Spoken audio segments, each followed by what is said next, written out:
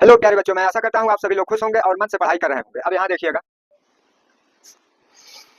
तो ट्रांसलेशन का हिंदी अनुवाद होता है। और आज यहाँ पर आप लोग दिस के प्रयोग के बारे में देखेंगे। दिस मीन्स तो यह होता है, और इसके प्रयोग के बारे में आप देखेंगे कि दिस का प्रयोग किस तरह से यहाँ पर वाक्यों में होगा। तो दिस का प्रयोग जानने से पहले हम यह जान लेते हैं कि दिस की परिभाषा क्या है। दिस की परिभाषा यहाँ पर यह है कि यह पास की किसी एक वस्तु, व्यक्ति या विचार की ओर इशारा करने के लिए प्रयोग किया जाता है।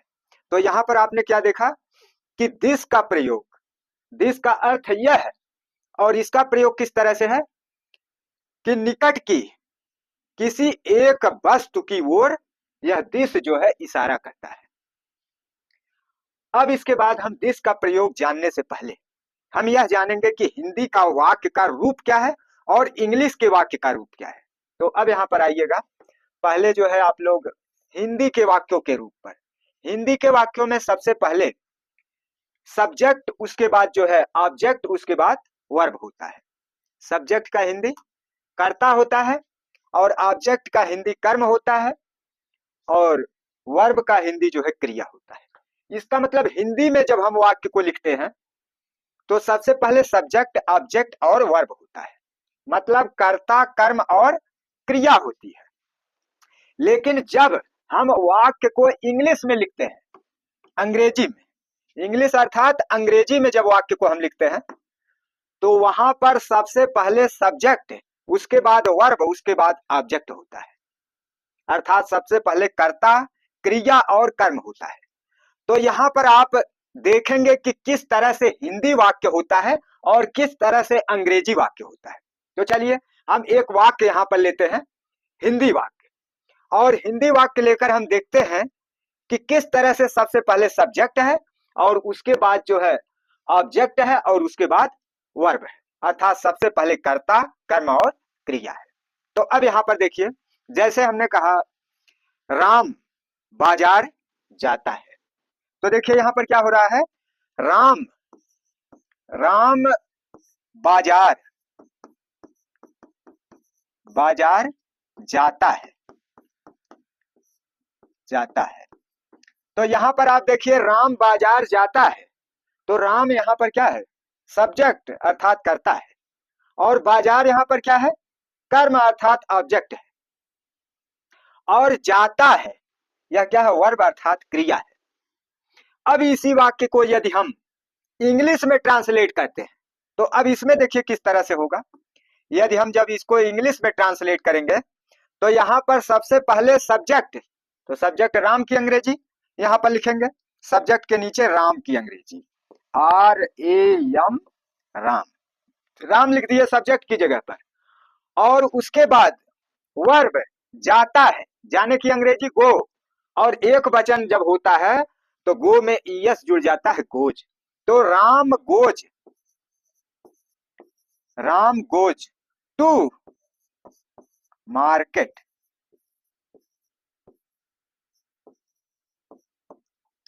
तो राम गोज टू मार्केट। तो यहां पर देखिए क्या है, सब्जेक्ट राम है,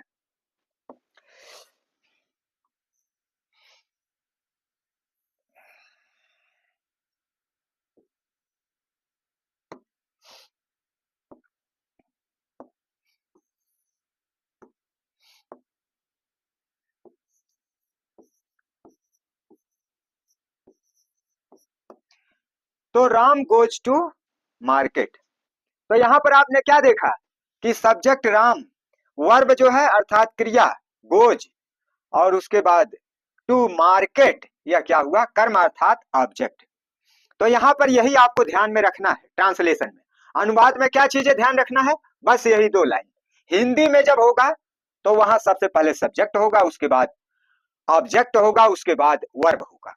और अंग्रेजी में जब वाक्य लिखा जाएगा तो सबसे पहले सब्जेक्ट होगा, उसके बाद वर्ब होगा, और उसके बाद ऑब्जेक्ट होगा।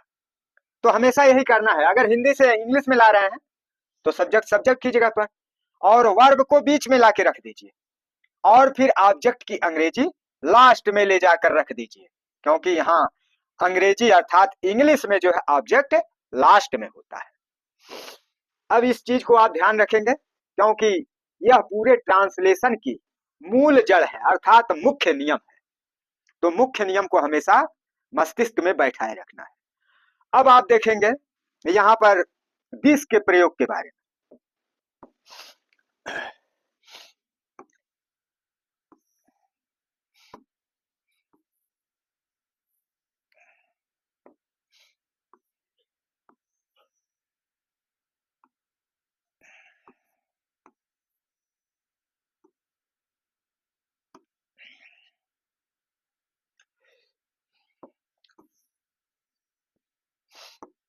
तो हर बार यही चीज आपको ध्यान में रखना है, इसलिए इन दोनों वाक्यों को फिर से हम यहाँ सामने रख देते हैं और कुछ छोटे रूप में रख देते हैं, ताकि जगह भी साइड में बची रहे अन्य चीजों को लिखने के लिए।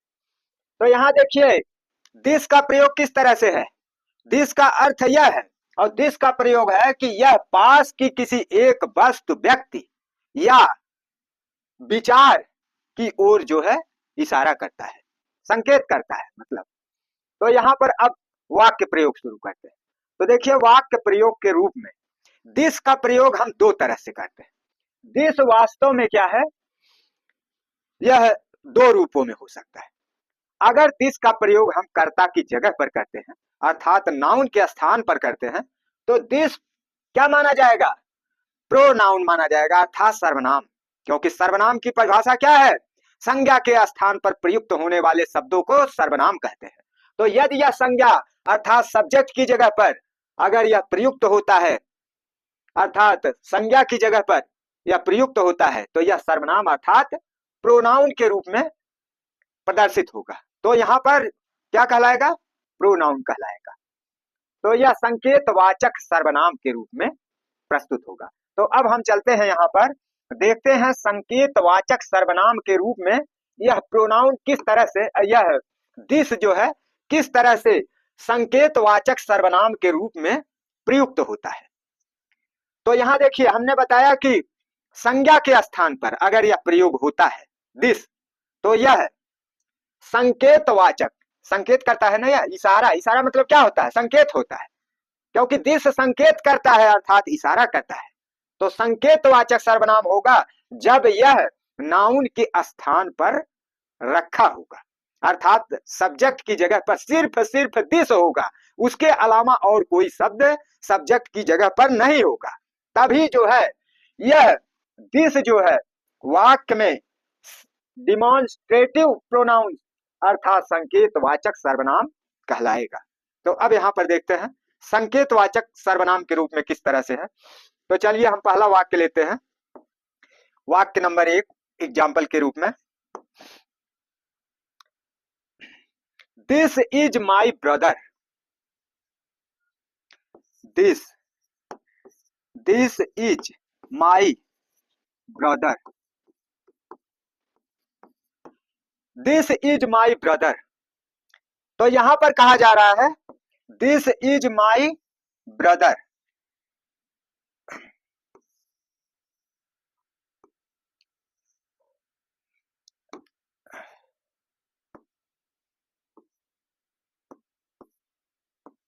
तो दिस इज माई ब्रदर।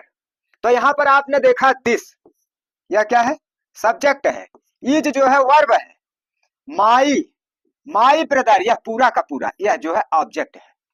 तो यह अंग्रेजी वाक्य है ना, सब्जेक्ट वर्ब और ऑब्जेक्ट। तो यहां हो गया सब्जेक्ट वर्ब और ऑब्जेक्ट, और सब्जेक्ट की जगह पर यहां पर सिर्फ क्या है, दिस है। तो अगर सब्जेक्ट की जगह पर सिर्फ दिस है तो इसका मतलब वह क्या है, डिमॉन्स्ट्रेटिव प्रोनाउन अर्थात संकेतवाचक सर्वनाम है। तो अब यहां देखिएगा इसका हिंदी रूप क्या होगा। तो हमने बताया है कि हिंदी में जब लिखेंगे तो पहले सब्जेक्ट, तो सब्जेक्ट यहाँ दिस है, तो यहां पर हो गया दिस के लिए क्या हो गया, यह है, यहां पर यह हो गया। और उसके बाद क्या होना चाहिए हिंदी में, ऑब्जेक्ट अर्थात कर्म, माई ब्रदर। तो यह माई ब्रदर मेरा भाई, यह मेरा भाई, भाई। अब देखिए यहाँ यह जो है सब्जेक्ट हो गया, और मेरा भाई क्या हो गया, हिंदी वाक्य के अनुसार ऑब्जेक्ट हो गया। तो यह मेरा भाई, यह मेरा भाई, इज माने है, यह मेरा भाई है, इज माने क्या होता है। तो यह है जो है क्या हो गया, वर्ब हो गया। तो इस तरह से आपने देखा कि अगर सब्जेक्ट के जगह पर केवल दिस है तो इसका मतलब वह क्या है, संकेतवाचक सर्वनाम है, अर्थात डिमॉन्स्ट्रेटिव प्रोनाउंस है। डिमॉन्स्ट्रेटिव प्रोनाउन है जब सब्जेक्ट के जगह पर केवल दिस है, तो यह दिस क्या है, संकेतवाचक सर्वनाम। अब हम इस तरह से जो है 5 वाक्यों को संकेतवाचक सर्वनाम के रूप में, उदाहरण के रूप में रखते हैं। तो देखिए पहला वाक्य हो गया। अब दूसरा वाक्य आप लोग देखेंगे।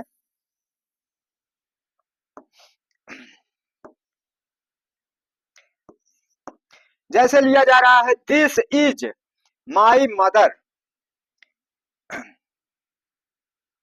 This is my mother, this is my mother. तो यहां पर आपने क्या देखा, यहाँ दिस जो है subject, is verb, my mother यह जो है ऑब्जेक्ट है। अब इसको जब हम हिंदी में लिखेंगे, अच्छा सब्जेक्ट यहाँ सिर्फ दिस है, इसका मतलब क्या है, संकेतवाचक सर्वनाम है। अब इसको जब हम हिंदी में लिखेंगे तो सबसे पहले सब्जेक्ट अर्थात दिस का हिंदी हो गया यह है, और उसके बाद माई मदर अर्थात मेरी माँ, मेरी माँ, मेरी माँ, इज माने है। तो यह मेरी माँ है, दिस इज माई मदर। अब यहां पर आपने क्या देखा, यह अर्थात सब्जेक्ट, मेरी माँ ऑब्जेक्ट, और है जो है वर्ब है। तो इस तरह से यहां पर क्या देखा जा रहा है कि इंग्लिश वाक्य में सबसे पहले सब्जेक्ट, उसके बाद वर्ब, उसके बाद ऑब्जेक्ट, यहां समीकरण के अनुसार। और हिंदी वाक्य में सबसे पहले सब्जेक्ट, उसके बाद ऑब्जेक्ट, उसके बाद वर्ब, अर्थात सबसे पहले सब्जेक्ट, उसके बाद ऑब्जेक्ट, उसके बाद वर्ब। चलिए फिर और वाक्य लेते हैं।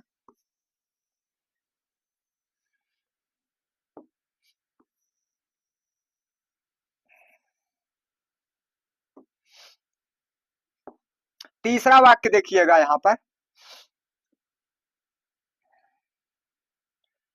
This is, this is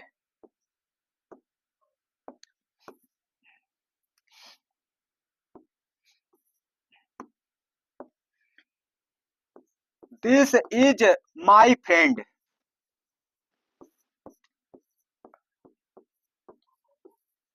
this is my friend. तो इसमें आपने देखा दिस जो है सब्जेक्ट है, इज जो है वर्ब है, माई फ्रेंड जो है ऑब्जेक्ट है। अब इसको अगर हम हिंदी में लिखते हैं तो दिस माने यह हो गया, और उसके बाद ऑब्जेक्ट लिखेंगे माई फ्रेंड, मेरा मित्र, मेरा मित्र है। तो दिस इज माई फ्रेंड, यह मेरा मित्र है। चलिए अब चौथा वाक्य लेते हैं। इसमें क्या है, सब्जेक्ट, और फिर जो है यह सब्जेक्ट है, मेरा मित्र ऑब्जेक्ट हो गया, वर्ब लास्ट में हो गया, यह वर्ब है जो है वर्ब हो गया। अब इसके बाद हम चौथा वाक्य लेंगे।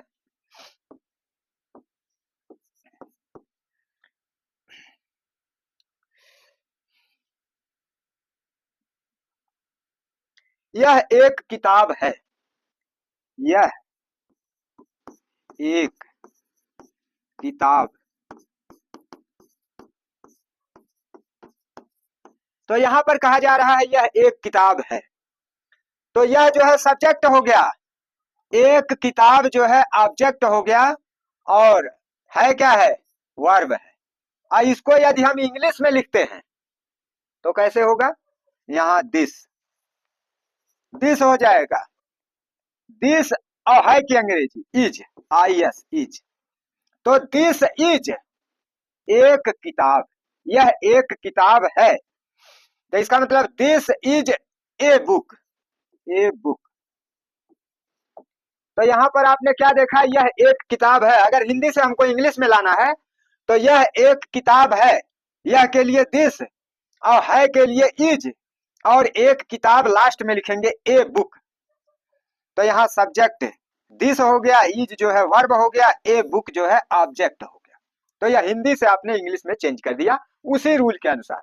पहले हिंदी सब्जेक्ट ऑब्जेक्ट और वर्ब, सब्जेक्ट ऑब्जेक्ट और वर्ब, और इंग्लिश में जब आपने चेंज किया सब्जेक्ट वर्ब और ऑब्जेक्ट, सब्जेक्ट वर्ब और ऑब्जेक्ट के रूप में आपने चेंज कर दिया। चलिए एक वाक्य और लेते हैं हिंदी से इंग्लिश में चेंज करने के लिए।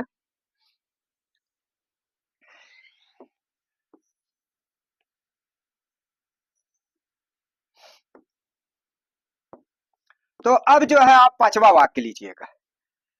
पांचवा वाक्य ले लेते हैं, यह मेरी कलम है।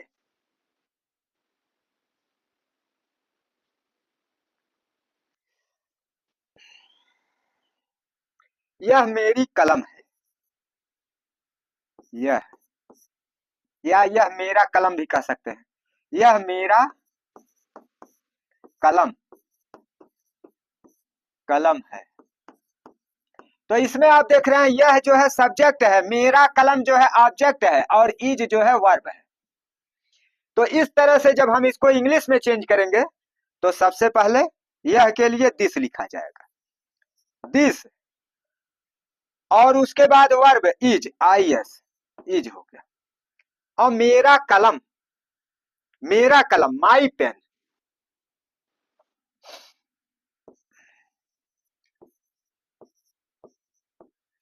तो दिस इज माई पेन, यह मेरा कलम है। तो यहाँ देखिए दिस क्या है, सब्जेक्ट है, इज जो है वर्ब है, और माई पेन जो है ऑब्जेक्ट है। तो अब 5 वाक्य इसमें हो गए। अब इसके बाद आप देखेंगे यहाँ पर कि अगर दिस का प्रयोग किसी नाउन से पहले होता है, अर्थात संज्ञा से पहले होता है, मतलब संज्ञा के साथ पहले यह दिस हो और उसके बाद कोई नाउन लिखा हो सब्जेक्ट की जगह पर, तो वहां पर यही दिस जो है डिमॉन्स्ट्रेटिव एडजेक्टिव के रूप में जाना जाएगा। तो अब हम यहाँ पर देखेंगे कि डिमॉन्स्ट्रेटिव एडजेक्टिव के वाक्य किस तरह से होंगे। तो यहाँ आप देखिए डिमॉन्स्ट्रेटिव एडजेक्टिव, डिमॉन्स्ट्रेटिव एडजेक्टिव में क्या है, संकेतवाचक विशेषण, अर्थात संकेतवाचक विशेषण। तो यह संकेतवाचक विशेषण कब होगा, दिस, जब किसी नाउन के पहले होगा, अर्थात सब्जेक्ट के जगह पर किसी नाउन के पहले लिखा होगा यह दिस, तो यह दिस जो है डिमॉन्स्ट्रेटिव एडजेक्टिव अर्थात संकेतवाचक विशेषण कहलाएगा। तो अब यहाँ पर आप देखते हैं कुछ वाक्यों को लेकर के कि किस तरह से यह दिस जो है डिमॉन्स्ट्रेटिव एडजेक्टिव अर्थात संकेतवाचक विशेषण जो है प्रयुक्त होगा। तो जैसे हम कहते हैं this book is very interesting.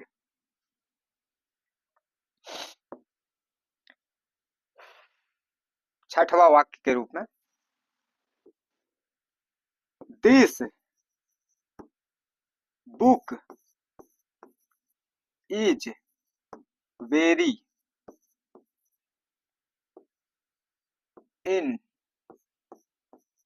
Interesting.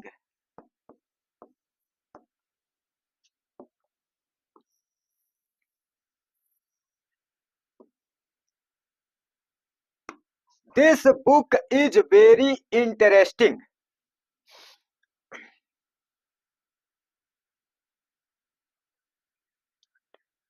यहां पर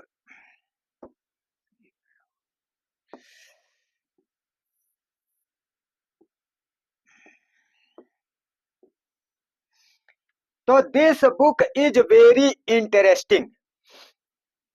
तो यहां पर आप देख रहे हैं दिस जो है बुक के साथ लिखा हुआ है, तो यह बुक क्या है, नाउन है, नाउन के साथ यहाँ दिस को लिखा गया है। तो इसका मतलब अगर किसी नाउन के साथ दिस का प्रयोग होता है तो इस जगह पर यह दिस जो है एडजेक्टिव अर्थात डिमॉन्स्ट्रेटिव एडजेक्टिव अर्थात संकेतवाचक विशेषण माना जाता है। तो अब यहाँ बुक के पहले दिस है तो यह दिस जो है संकेतवाचक विशेषण के रूप में है। तो संकेतवाचक विशेषण के रूप में लिखकर इसे कुछ वाक्यों में प्रयोग दिखाया जाएगा। तो यह जो है सब्जेक्ट हो गया दिस बुक, और इज जो है यहाँ वर्ब हो गया, वेरी इंटरेस्टिंग यह जो है आपका ऑब्जेक्ट हो गया। अब इसके बाद जब हम इसको हिंदी में बदलेंगे तो हिंदी का समीकरण क्या है, कर्ता कर्म क्रिया, अर्थात सबसे पहले सब्जेक्ट वो ऑब्जेक्ट और वर्ब। तो सबसे पहले सब्जेक्ट दिस बुक, यह किताब, यह किताब, यह किताब वेरी इंटरेस्टिंग, ऑब्जेक्ट को अब जो है इसके बाद लिखेंगे, वेरी इंटरेस्टिंग। तो यह किताब वेरी इंटरेस्टिंग मतलब बहुत रुचिकर है या बहुत रोचक, यह किताब बहुत रोचक रोचक है, यह किताब बहुत रोचक है। इज माने है, तो यहाँ पर आपने क्या देखा, यह किताब यह सब्जेक्ट हो गया और बहुत रोचक यह जो है ऑब्जेक्ट हो गया, वेरी इंटरेस्टिंग अर्थात बहुत रोचक, और इज मीन्स है अर्थात यह क्या हो गया वर्ब। तो यहाँ पर आपने देखा सब्जेक्ट वर्ब और ऑब्जेक्ट, यह अंग्रेजी वाक्य के अनुसार सब्जेक्ट वर्ब और ऑब्जेक्ट, और हिंदी वाक्य के अनुसार सब्जेक्ट ऑब्जेक्ट और वर्ब, अर्थात सब्जेक्ट ऑब्जेक्ट और वर्ब हिंदी वाक्य के अनुसार।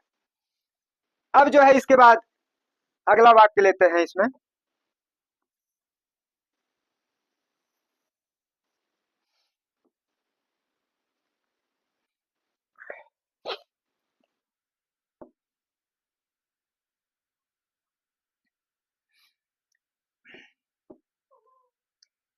सातवां वाक्य, this pen, this pen is mine, this pen is mine. तो यहां पर दिस पेन जो है सब्जेक्ट है, इज वर्ब है, माइन ऑब्जेक्ट है।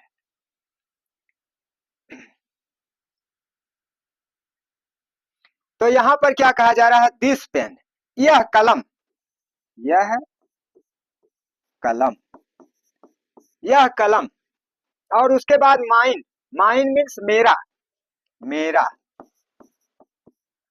और इज माने है, तो यहाँ है हो गया,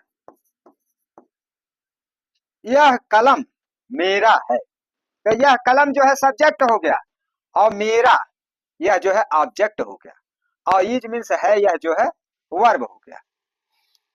तो अब अगला देखिए, अब वाक्य नंबर 8 देखेंगे आप लोग, दिस टेबल इज ब्रोकन,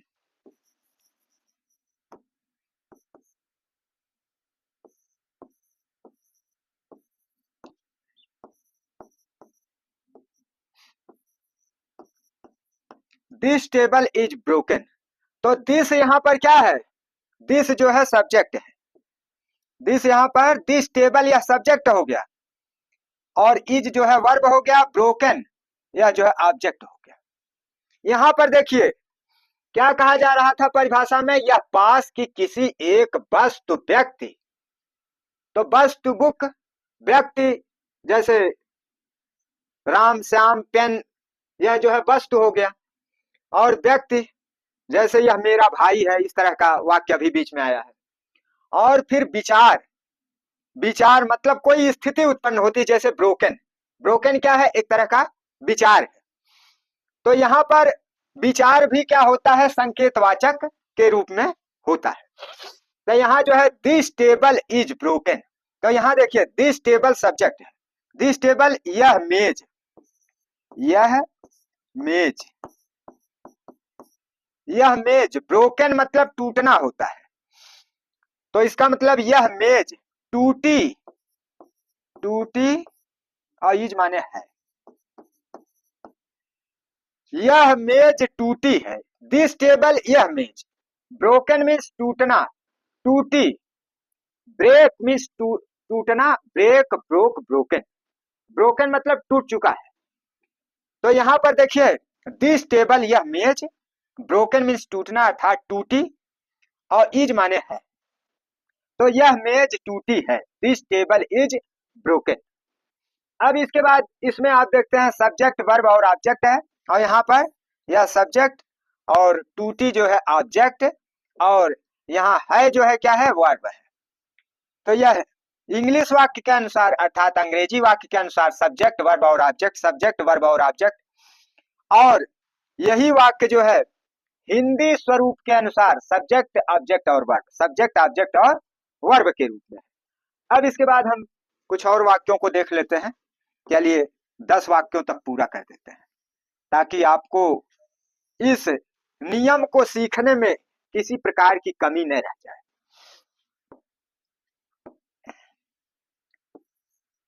तो 9वां वाक्य आप देखेंगे, दिस कार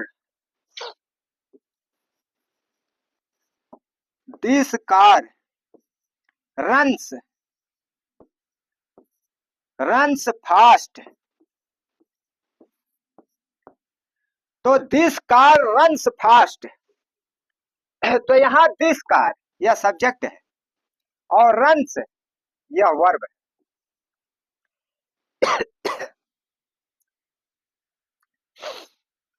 रन्स जो है वर्ब है, और फास्ट यह जो है विचार को प्रदर्शित कर रहा है, फास्ट स्थिति अर्थात विचार के रूप में। तो फास्ट जो है क्या है, ऑब्जेक्ट है। तो सब्जेक्ट वर्ब और ऑब्जेक्ट। अब इसको जब हिंदी में लिखेंगे तो दिस कार, यह दिस कार अर्थात यह कार, कार को कार ही कहेंगे। यह कार फास्ट, फास्ट मतलब तेज, यह कार तेज, फास्ट मीन्स तेज, और रन्स मतलब दौड़ना या तेजी से चलना। तो यहाँ कार है, दौड़ेगी तो है नहीं, चलेगी। तो इसलिए हम कहेंगे यह कार तेज चलती है, चलती है। और वैसे अर्थ के अनुसार तो हम ऐसे भी कह सकते हैं कि जो है यह कार तेज दौड़ती है। लेकिन दौड़ने के लिए कोई पैर से अगर दौड़ता है तो उसको दौड़ना कहा जाता है, और अगर पहिए से कोई वाहन चलता है तो उसको चलती कहा जाता है। तो इसलिए यहाँ रन्स के लिए चलती शब्द का प्रयोग करेंगे। तो यह कार सब्जेक्ट हो गया, तेज जो है ऑब्जेक्ट हो गया, और चलती है यह जो है आपका वर्ब हो गया। अब एक वाक्य और आपके लिए ले लेते हैं उदाहरण के रूप में।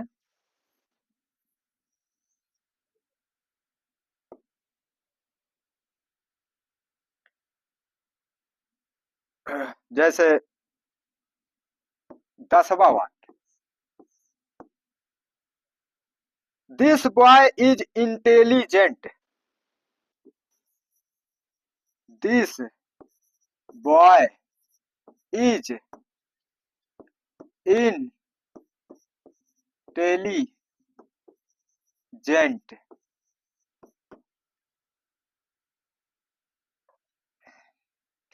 This boy is intelligent. तो दिस बॉय यहाँ पर सब्जेक्ट है, इज वर्ब है, और इंटेलिजेंट जो है ऑब्जेक्ट के रूप में है।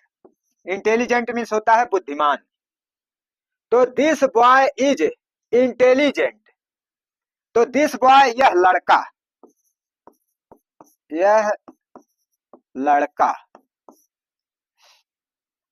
बुद्धिमान है, बुद्धिमान है, यह लड़का बुद्धिमान है। This boy is intelligent. तो इसमें यह लड़का यह सब्जेक्ट हुआ, बुद्धिमान ऑब्जेक्ट हो गया, और है यह जो है वर्ब हो गया। तो इस तरह से आपने देखा कि दिस बॉय इंग्लिश वाक्य में सबसे पहले subject verb object, subject verb object, और हिंदी वाक्य में subject object verb, subject object और वर्ब।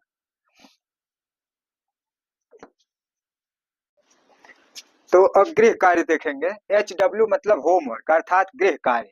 इसमें this is a chair, this is my house, this is a cat, this is a flower, this is a car, this girl is singing, this house is beautiful, this city is crowded, crowded मतलब भीड़ भरे, this dog barks, barks means होता है भौंकना, loudly मतलब तेजी से, this apple is sweet, sweet मतलब मीठा, एप्पल मीन्स सेब होता है।